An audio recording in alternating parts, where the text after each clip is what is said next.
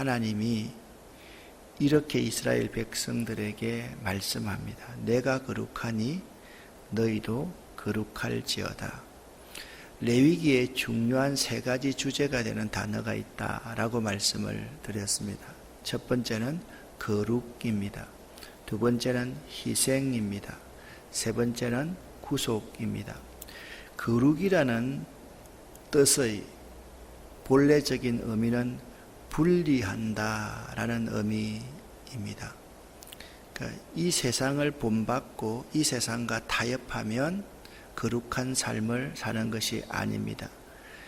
예수 믿고 이 자리에 나와서 신앙생활 한다고 하면서 세상의 가치관과 세상의 철학을 가지고 사는 사람은 하나님 앞에 불순종하는 사람입니다. 하나님은 완전한 순종을 원하시는데요, 그 완전한 순종은 여러분과 제가 거룩한 삶을 사는 것입니다. 세상과 분리된 삶을 사는 것입니다.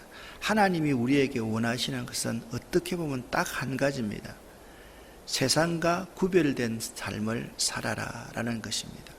두 번째, 이 하나님이 우리를 세상과 구별되게 살게 하시기 위해서 자기 아들 독생자를 십자가에 못 박았습니다. 희생이라는 다른 뜻은 어떤 의미가 있는가 하면 선물이라는 뜻이 있습니다. 가장 나의 귀하고 소중한 것을 드리는 것을 희생이라 그렇게 말합니다. 내가 여러분을 위해서 희생한다는 것은, 내 이득을 챙기는 것은 아무리 열심히 일을 해도 희생이라고 말할 수가 없습니다. 내 생명, 나의 가장 소중한 것을 여러분들을 위해서 포기하고 썩히고 죽일 때, 내가 진실로 너희에게 이르노니 한 알의 밀이 땅에 떨어져서 죽지 아니하면 한 알 그대로 있듯이, 내가 죽고 내가 썩어지고 내가 포기할 때 희생이 무엇인가를 우리 삶에 드러납니다. 이 희생의 삶의 대표적인 한 가지가 at oneness, 단번에라는 속죄입니다.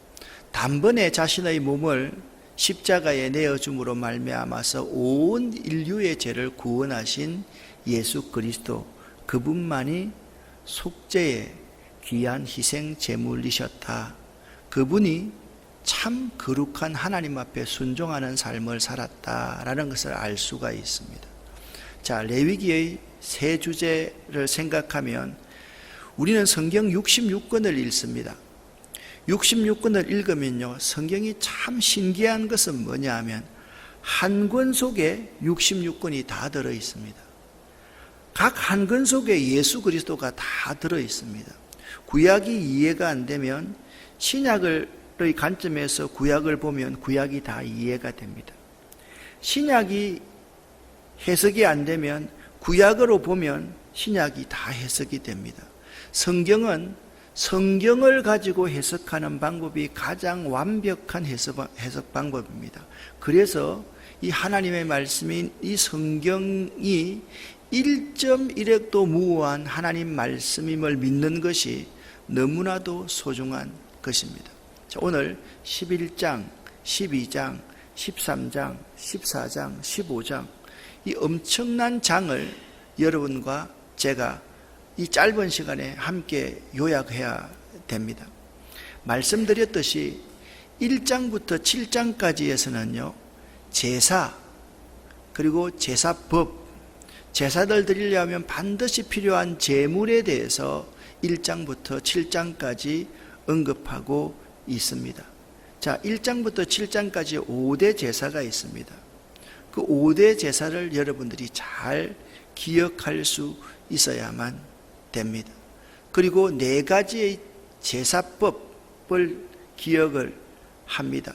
어떤 제사가 있었다, 화제가 있었다, 거제가 있었다, 전제가 있었다, 요제가 있었다. 화제는 불로 태워서 드리는 것입니다. 거제는 덜 긋자, 손을 든다는 겁니다. 제물을 이렇게 들어서 하나님 앞에 감사를 표현하는 것입니다. 전제는 이 제물에다가 포도주나 기름, 그리고 피를 쏟아 부어 드리는 제사를 전제라고 말합니다. 이것이 신약에 보면 관제로 해석이 됩니다. 사도 바울은 이렇게 말합니다. 관제와 같이 내가 벌써 부음이 되고 나의 떠날 기약이 가까웠도다. 그러면서 자기가 순교자적인 삶을 살았다. 생명을 바쳐서 하나님의 사역에 헌신했다. 그것이 전제입니다. 요제는 흔들어서 드린다라는 의미입니다. 기쁨을 표시하는 것입니다. 하나님 앞에 흔들면서 기쁨을 나누는 제사가 요제입니다. 1장부터 7장이 그걸 말씀하고 있습니다. 8장 9장은요 제사장에 관해서 말씀하고 있습니다.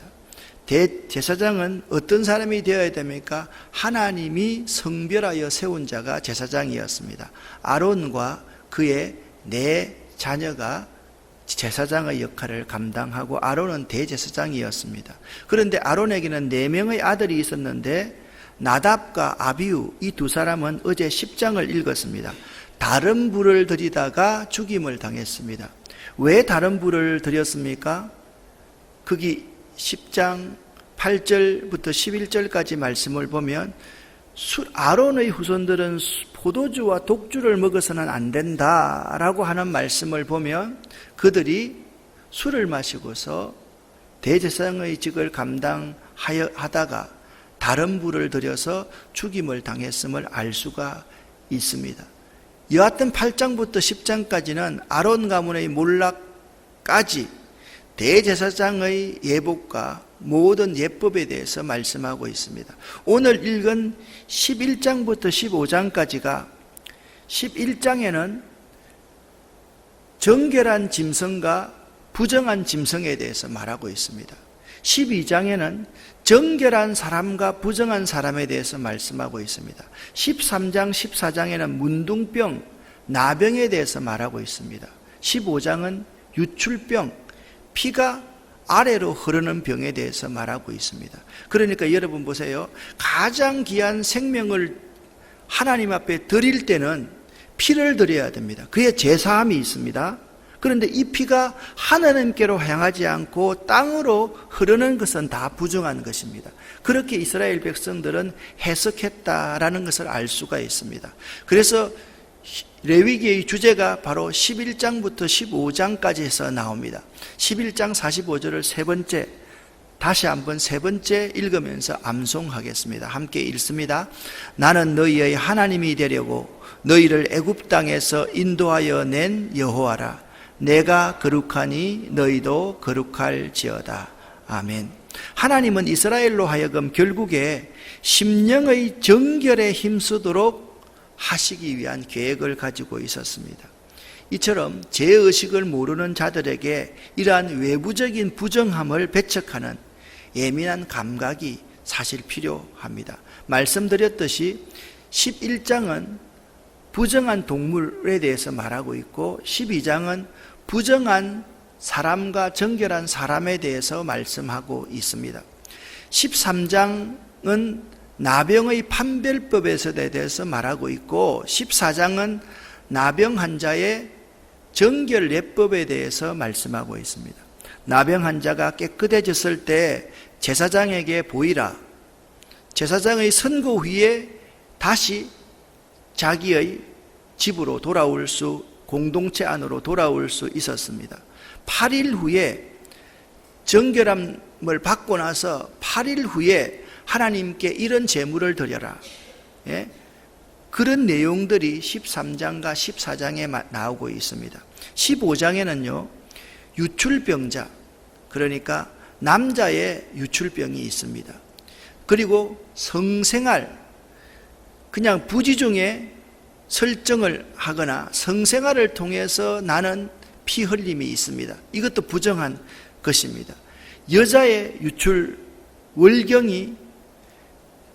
월경을 통해서 생명을 잉태하면 그것은 아름다운 일이지만 그것이 땅으로 버려질 때는 그것을 부정한 것으로 그들은 생각했습니다. 그리고 혈루증, 여인에 대한 부정이 있습니다. 모든 유출병자에 대한 부정이 있습니다. 신약 성경을 여러분 돌아가면 신약 성경에 이러한 유출병 환자들이 많이 있었습니다.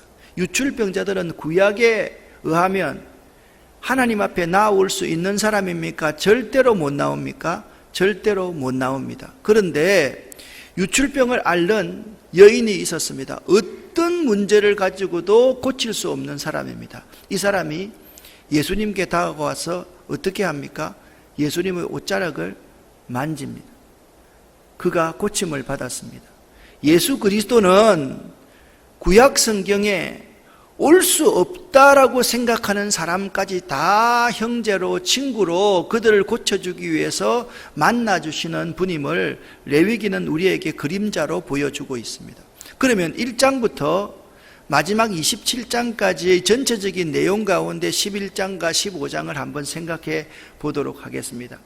레위기는요, 전체적인 주제 가운데 하나가 하나님의 주권입니다. 따라합시다. 하나님의 주권. 하나님의 주권적인 하나님과 우리가 어떻게 영적으로 교제할 것인가, 그걸 레위기는 우리에게 설명하고 있습니다. 자, 말씀드렸습니다. 레위기는 1장부터 27장까지가 있습니다. 1장부터 7장까지는 제사와 제물을 어떻게 준비할 것인가에 대해서 우리에게 잘 말씀하고 있습니다. 5대 제사가 뭡니까? 번제, 소제, 화목제, 속건제, 속제제, 속건제, 이 5가지가 5대 제사입니다. 이 5대 제사를 여러분들이 모르면 안 됩니다. 이 5대 제사를 구분하려면 자원제가 있고 소제가 있습니다. 대표적인 자원제가 소제입니다. 어제 저녁에 잠깐 말씀을 드렸는데 우리 집사님 셋째를 가졌는데 저보고 이름을 지어달래요. 그래서 계속 기도했습니다. 소제라는 히브리어 단어가 민하입니다. 민하.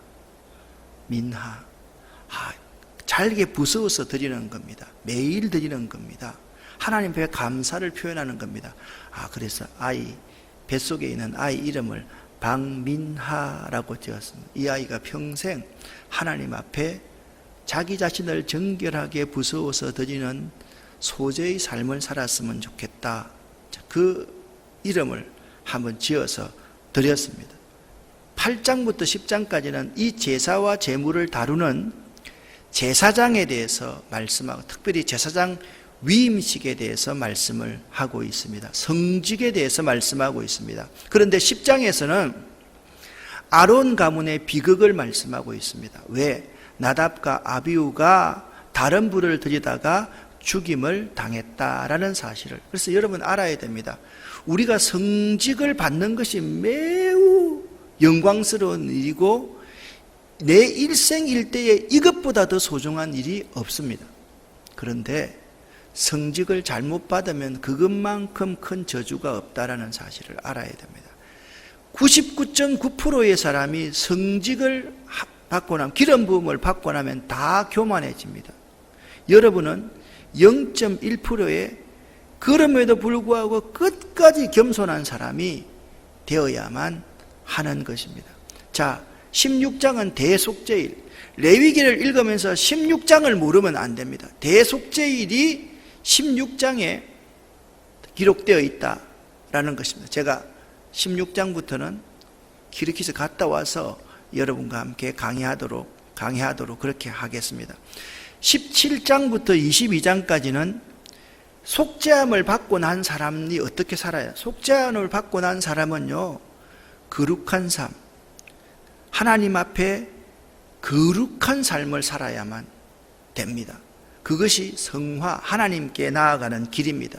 그리고 23장부터 25장까지는 앞으로 신약에서 우리의 예배에 대해서 말을 하고 있고, 26장, 27장은 우리의 헌신과 결단에 대해서 말하고 있습니다. 레위기를 1장부터 27장까지 이렇게 그림을 그려서 표현할 수가 있겠습니다. 여기 이 중간이,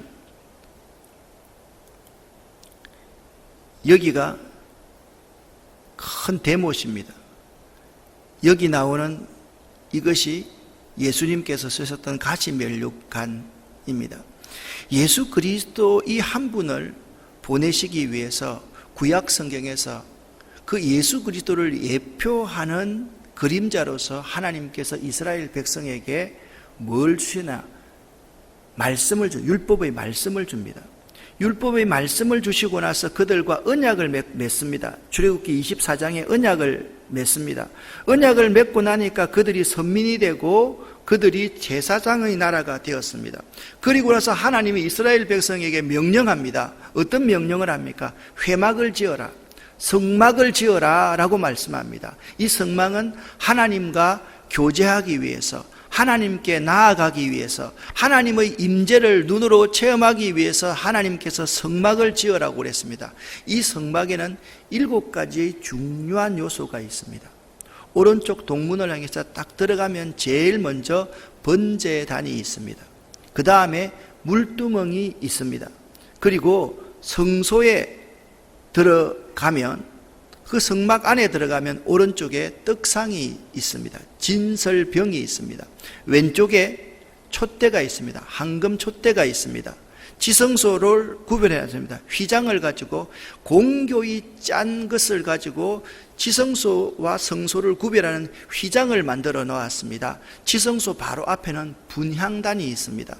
분향단에서 24시간 향이 하늘로서 올라가는데 이것은 성도의 기도를 의미한다라고 성경은 말씀하고 있습니다. 지성소 안에는 뭐가 있습니까?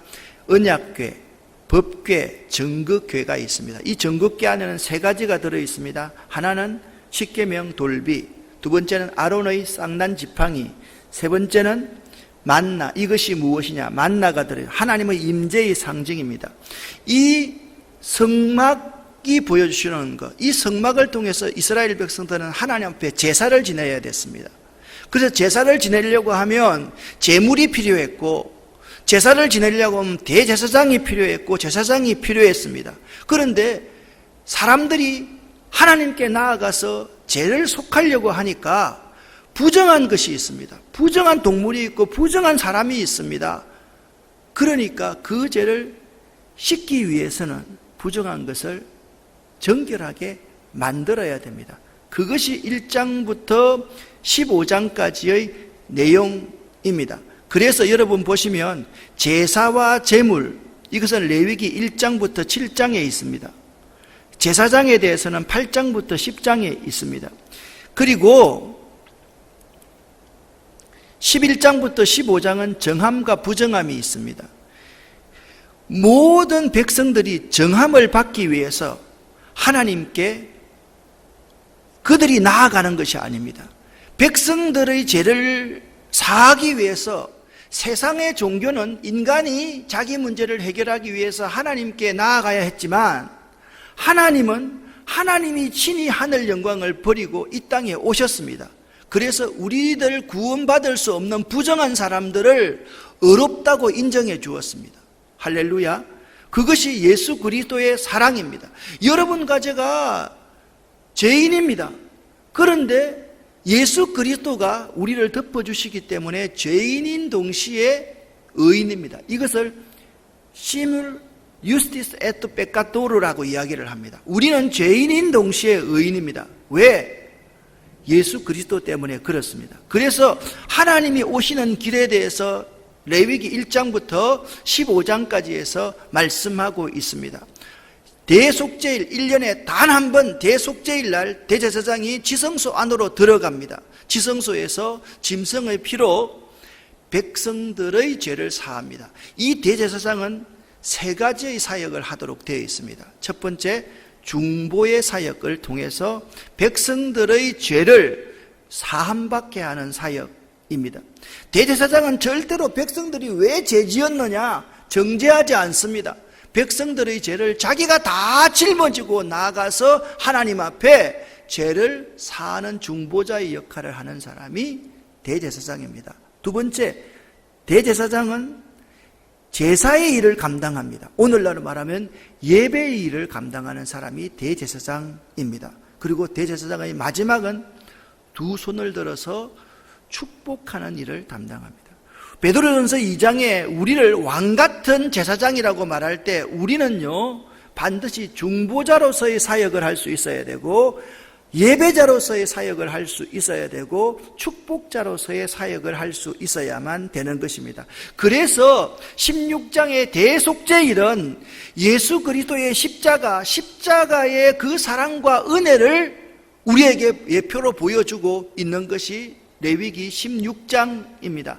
이 어떻게 하면 예수 그리스도의 십자가 사랑과 은혜를 체험할 수 있는가? 하나님과 인격적인 만남을 가져야만 됩니다.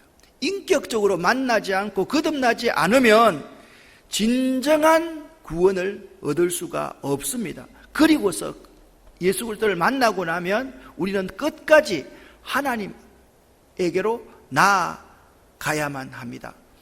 거룩한 삶을 살아야 됩니다. 이것을 성화라고 그럽니다. 두렵고 떨림으로 우리의 구원을 이루어가는 일인 것이죠. 그것이 17장부터 22장에 나타나 있습니다. 예배는 23장부터 25장에 예배에 대해서 말씀하고 있고 26장, 27장은 헌신과 봉사, 하나님 앞에 맹세에 대해서 말씀하고 있습니다. 다 더 중요한 이야기들을 하겠습니다. 자, 죄인인 인간이 하나님께 나아갈 수 있는 방법이 없었습니다. 나아갈 수가 없었습니다. 그래서 예수님께서는 요한복음 14장 6절에 내가 곧 길이요 진리요 생명이니 나로 말미암지 않고는 아버지께로 올 자가 없느니라 라고 말씀하셨습니다. 여러분 보십시오. 우리가 하나님께 나아가는 길이 있습니다. 1961년 최초의 우주 비행사 러시아에 가가린이 있습니다. 이 가가린의 휴양지가 우리가 가는 키르기스탄의 가가린의 휴양지가 있습니다. 거기가 그렇게 좋은 곳이기 때문에 그렇습니다. 이 최초의 우주 비행사가 우주에서 지구를 내려다본 소감을 이렇게 말합니다. 지구는 푸른 빛이었다. 그런데 하나님은 그 우주 어느 곳에서도 볼 수 없었다라고 무신론자적인 관점으로 그가 이야기를 했습니다. 그로부터 10년 뒤에 미국이 깜짝 놀랄 일을 만들어냅니다. 시작은 소련이 했지요. 1971년 아폴로 15호가 달에 가서 그때 미국의 어윈 대령이 달에 착륙해서 그는 이렇게 신자로서의 고백을 합니다. 나는 달나라에 있는 동안 하나님을 아주 가까이서 체험했다라고 말했습니다. 그 후에 어윈 대령은 헝가리 어느 대학에서 달에 대한 강의를 하던 중에 한 대학생이 손을 들고 질문이 있습니다. 그래, 질문을 해보세요. 가가린은 우주에는 하나님이 없었다고 하였는데 어찌하여 대령님은 하나님이 있다면서 하나님을 찬양했습니까? 라고 그 학생이 질문을 했습니다. 이때 어윈 대령이 이렇게 대답합니다. 청결한 마음을 가진 자는 하나님을 볼 수가 있습니다. 라고 대답했습니다. 예수님께서 이렇게 말합니다. 여러분, 어린아이와 같이 청결한 마음을 갖지 않는다면 천국에 들어갈 수 없고 천국을 볼 수도 없습니다. 라고 마태복음 18장 3절에 말했습니다. 그러면 청결한 사람은 어떤 사람입니까? 자, 1번 함께 읽겠습니다. 있는 모습 그대로 하나님께 나아가는 것이 청결한 마음입니다. 아멘. 마음이 청결하다는 의미는 아무 흠이 없어 깨끗한 사람이라는 것이 아닙니다. 불완전한 모습일지라도 있는 모습 그대로 하나님께 나아가는 사람이 청결한 사람입니다. 하나님께서 여러분과 저의 부족한 것, 죄된 것, 더러운 모든 것을 깨끗하게 하실 수 있다는 믿음을 가지고 하나님 앞에 나아가는 것.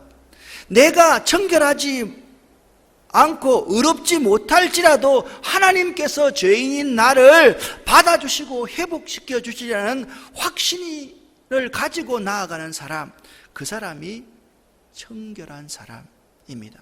두 마음을 가진 사람은 청결한 사람이 아닌 것입니다. 여러분, 마음이 청결한 사람 되시기를 예수 이름으로 간절히 축원합니다. 마음 깨끗한 사람을 의미하는 것이 아닙니다. 내 모습 이대로 하나님께 나아가는 사람, 그 사람이 청결한 사람입니다. 부족한 사람은 내가 무슨 하나님 앞에 나아간단 말이냐, 자꾸 교회와 멀어집니다. 그런 사람은 부정한 사람입니다. 그럼에도 불구하고 믿음을 가지고 그분 앞으로 나아가는, 그래서 청결한 사람은 하나님을 볼 수가 있습니다. 과학의 명제는 봄으로서 믿는다입니다. Seeing is believing입니다. 그런데 신앙의 명제는, 믿음의 명제는 따라합시다. 믿음으로 본다. 믿음으로 본다. 이게 신앙의 명제입니다. 하나님을 본다고 하는 말은 사랑하는 연인들이 서로의 마음을 읽을 수 있고 말 안 해도 알듯이 우리도 마음으로 하나님을 볼 수가 있습니다.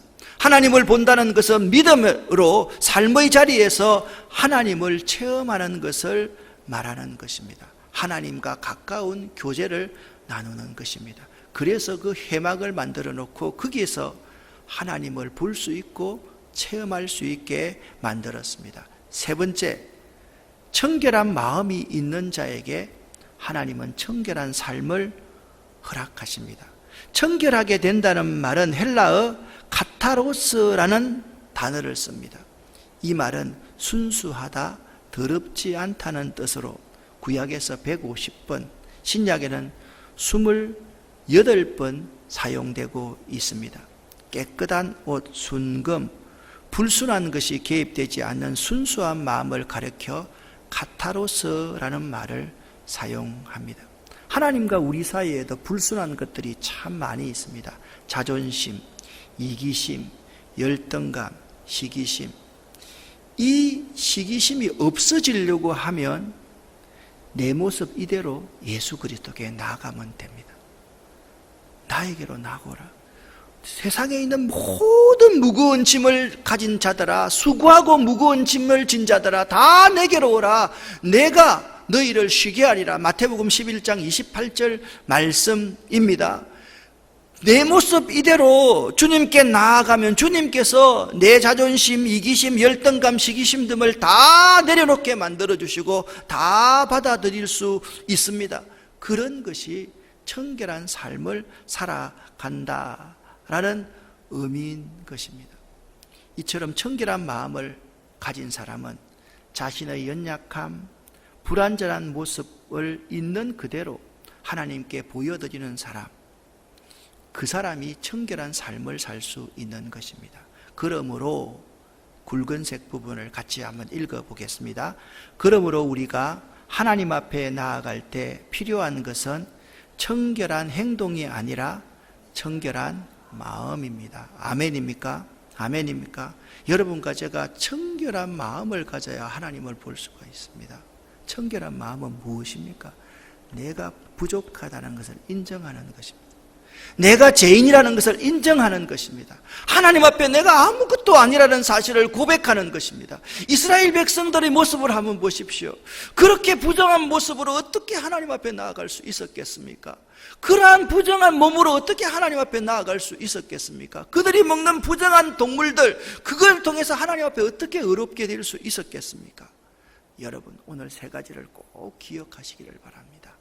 있는 모습 그대로 하나님 앞에 나아가시기를 예수 이름으로 간절히 부탁을 드립니다. 그럴 때 하나님을 볼 수가 있습니다. 사랑하는 마음으로 성도들을 보면요, 모두가 사랑할 이유입니다. 비난하고 비판할 모습으로 성도들을 보면 왜 이렇게 찌질이 같은지 모릅니다. 그 속에 하나님의 형상이 있다는 것을 알고 그를 바라보면 그가 얼마나 나에게 존귀한 것이고 그가 내 곁에 있는 것이 얼마나 감사하고 좋은지 모릅니다. 그렇지 않습니까, 여러분? 왜 우리 민족이, 우리 교회가, 우리 하나님의 교회가 이런 모습인지 참 모르겠습니다.